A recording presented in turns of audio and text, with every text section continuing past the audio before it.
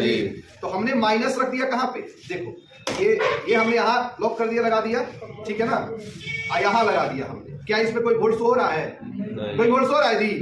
नहीं सो रहा है। क्यों नहीं हो रहा है बोलो? क्यों नहीं हो रहा है बोलो? क्योंकि इसमें हमने साल्ट ब्रिज का उपयोग नहीं किया। जैसे आप इसमें सॉल्ट देंगे, जैसे हम इसमें क्या लेंगे, सॉल्ट देंगे, सॉल्ट निकाल दिया हमने, रखो यार जी। सबसे पहले ये आपका एक कंटेनर हाफ सेल है, ठीक है ना, जिसमें हमने किसका सॉल्यूशन डाला है? जिंक सल्फेट का सॉल्यूशन डाला है। और ये कौन सा है? कॉपर सल्फेट का सॉल्यूशन। और इसमें हमने क्या डाला है? कॉपर प्लेट को डाला है। जिंक सल्फेट के सॉल्यूशन में जिंक को डाला हुआ है, कॉपर सल्फेट के सॉल्यूशन में कॉपर प्लेट को डाला हुआ है, ठीक है जी।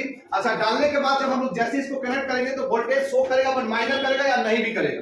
बात समझे ना? क्यों नहीं करेगा जी? कल सबक बता दिए थे हम लोगों को, क्यों नहीं करेगा? क्योंकि यहाँ पे लिक्विड लिक्विड जंक्शन या आयनिक न्यूट्रलिटी मेंटेन नहीं हो पाता है। इसके चलते हम लोग क्या करते हैं, इसमें सॉल्ट ब्रिज का यूज करते हैं। सॉल्ट ब्रिज का चीज से बना होता है, ग्लास नुमा स्ट्रक्चर होता है जिसमें अंदर कॉटन भरा रहता है। क्या भरा रहता है? कॉटन, मतलब रुई। और उसमें बाबू सॉल्यूशन डाल देते हैं, क्या क्या चीज का, इसको बोलते हैं सॉल्ट ब्रिज। क्या बोलते हैं? Salt bridge. और क्या क्या चीज में डाल सकते हैं आप? डाल सकते हैं NaCl डाल सकते हैं, इसमें KNO3 डाल सकते हैं, अगार अगार डाल सकते हैं, अगार अगार डाल सकते हैं, ये सब इसमें डाल सकते हैं। ये करता क्या है बाबू, दोनों में उत्पन्न आयनिक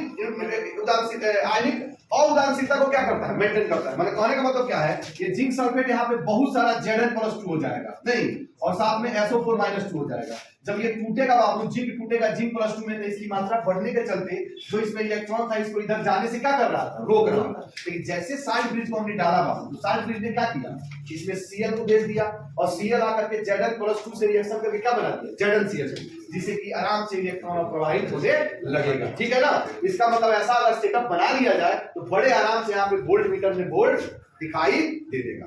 क्लियर है? तो चलो हम आपको दिखाते हैं ये बना के पूरा। देखो, सबसे पहले हम लोगों ने एक ये 2 जार दिया, ठीक है जी, 2 जार दिया बाबू। इसमें हमने कॉपर सल्फेट का सॉल्यूशन है, क्या चीज का, सॉरी क्या चीज का क्रिस्टल बाबू? कॉपर सल्फेट, जिसको हम लोग नीला तोता या कॉपर सल्फेट कहते हैं हम लोग, ठीक है ना, या ब्लू विट्रॉल इंग्लिश में कहते हैं। तो इसको हमने इसमें डाल दिया, ठीक है ना, इस पाउडर को। इसमें फिर हम क्या कर रहे हैं बाबू, वाटर ऐड कर दे रहे हैं एक्वस सॉल्यूशन बनाने के लिए, ठीक है, बहुत है। इसको हम लोगों ने वाटर ऐड कर दिया, ठीक है जी। अब इसको हम अगर डिसॉल्व करें, चलो बात कर रहे हैं, इसको अब हम क्या कर रहे हैं, डिसॉल्व कर रहे हैं। ये हमने डिसॉल्व कर दिया, थोड़ा समय लगेगा इसमें। ये बाबू हम लोग का जिंक सल्फेट का सॉल्यूशन, ठीक है जी। इसमें हम थोड़ा सा ऐड कर देते हैं जिंक सल्फेट, ठीक है ना। जिंक सल्फेट का सॉल्यूशन हम बनाने के लिए इसमें वाटर ऐड कर दिए। उसके बाद हम यहाँ पे ये NaCl का सॉल्यूशन है, क्या चीज का, मतलब नमक और पानी का सॉल्यूशन है। उसमें हमने कॉटन का कपड़ा इसमें डाला हुआ है, ठीक है ना। और आप समझ सकते हैं इसे क्या बनाने वाले हैं, सॉल्ट ब्रिज, ठीक है, ठीक है। और ये रहा मेरे पास आपका एमीटर, मल्टीमीटर इसको कह सकते हैं हम लोग, जहाँ पे वोल्टेज का हम लोग मेजर करते हैं। इसको हम सेट कर दे रहे हैं वोल्टेज मेजर करने के लिए, ठीक है ना। पहले आपको दिखा देते हैं कि ये काम कर रहा नहीं कर रहा। देखिए, ये अपना बैटरी है, लगभग 9.5 वोल्ट का है, 9 वोल्ट का, ठीक है ना। जब इसके नेगेटिव सिरा से हम नेगेटिव को रखते हैं और पॉजिटिव को पॉजिटिव से लिखते हैं, तो देखो कितना वोल्टेज बता रहा है, ना 9.48, मतलब भाई 9.5 वोल्ट का बता रहा है, ठीक है ना। तो बैटरी में इसका मतलब मीटर सही है रीडिंग में। अगर ये कुछ वोल्टेज शो करेगा तो मेरा वहां भी क्या होगा, शो करेगा ही करेगा, ठीक है। बता दीजिए, वाह, चलो ये भी अपना सॉल्यूशन बन गया बाबू, ठीक है, हो गया, डिसॉल्व हो गया अच्छे से, सही है ना। देखो कौन सा कलर है बाबू, ब्लू कलर। क्यों ब्लू कलर है बाबू? ये कॉपर सल्फेट बोले तो इसको नीला तोता भी बोलते हैं हम लोग, ब्लू विट्रॉल भी बोलते हैं, ठीक है ना। ये है जिंक सल्फेट का सॉल्यूशन, ठीक है ना। ये तो बहुत जल्दी डिसॉल्व। इसके बाद बाबू ये मेरे पास 2 स्ट्रिप है, या 2 कहें तो इलेक्ट्रोड है, 2 इलेक्ट्रोड है।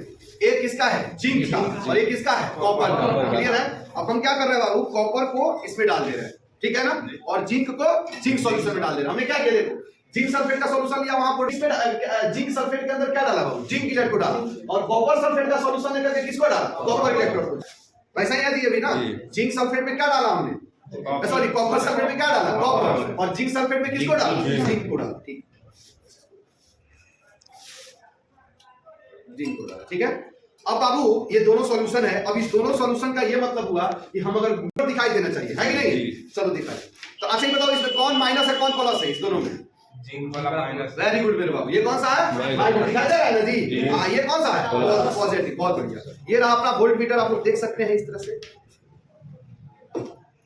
दिखाई दे रहा होगा। ये आपका वोल्टेज दिखाई दे रहा है ना जी? तो हमने माइनस रख दिया कहाँ पे, देखो ये हमने यहाँ लॉक कर दिया, लगा दिया, ठीक है ना, यहाँ लगा दिया हमने। क्या इसमें कोई वोल्ट हो रहा है? कोई वोल्ट हो रहा है जी?